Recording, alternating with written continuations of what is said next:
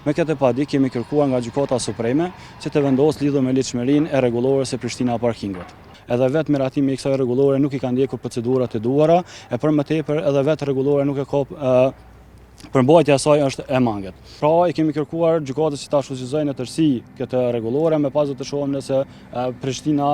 Komuna e Prishtinës dhe Prishtina Parking do të reflektojnë Qendra për Raste Gjyqësore Strategjike, platformë e grupet për studime juridike dhe politike, sot ka dorëzuar në Gjykatën Supreme të Kosovës padin kundër Komunës së Prishtinës.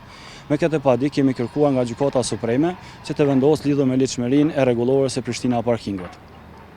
Si që jeni në dijeni, kjo rregullore, përkatësisht rregulloria Prishtina Parkingut, ka hyrë në fuqi me datën 22 janar 2024. Ndërsa me 5 prill 2024, GLBS, pas analizimit të këtij akti nënligjor, ka vlerësuar se ka dispozitat e tilla që bien në kundërshtim me ligjet në fuqi, e po ashtu rregulloria është e mangët sa i përket përmbajtjes së saj.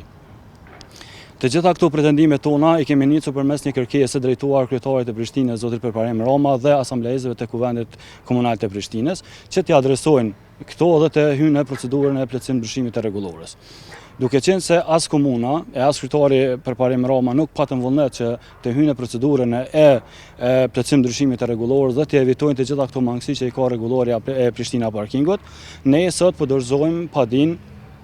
padin e Gjykatën Supreme. Në këtë padi kemi dy pjesë të cilat ne i kemi ofruar Gjykatës Supreme. E para është që me këtë padi kemi arsyetuar 9 nene të rregullores, të cilat bien në kundërshtim me diku rreth 6 ligje të cilat i kemi ne në fuqi. Po ashtu, përveç këtyre 9 nenave që ne vlerësojmë që janë të kundërligjshme në këtë rregullore, ne kemi ofruar edhe disa argumente shtesë Gjykatës Supreme për të argumentuar me tutje se edhe vetë miratimi i kësaj rregullore nuk i ka ndjekur procedurat e duhura, e për më tepër edhe vetë rregullore nuk e ka përmbajtja e saj është e mangët. Kur jemi tek nenet të cilat ne kemi kontestuar, po flas shkurtimisht, janë nenet të cilat i japin kompetencë Prishtina Parkingut që të vendosë bllokadat ndaj veturave të cilat vendosën ose parkohen në vend parkingje dhe nuk e kryejnë pagesën. Po ashtu edhe çështja e konfiskimit të këtyre veturave, e cila e parashihet me rregulloren e fjalë. Tjetër, me këtë rregullore ju ka dhënë kompetencë Prishtina Parkingut që të menaxhojë edhe me hapësirat të cilat nuk janë të destinuara për parkingje, siç janë për shembull trotuarët ose ozat, gjelbruse e tjera. Të gjitha këto bien në kundërshtim me ligjet në fuqi, sidomos me ligjet për rregullat në trafik, apo ashtu edhe për ligjin për kundërvojtje.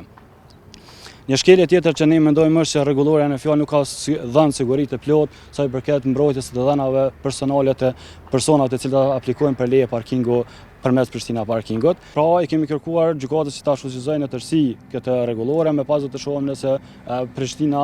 Komuna e Prishtinës dhe Prishtina Parking do të reflektojnë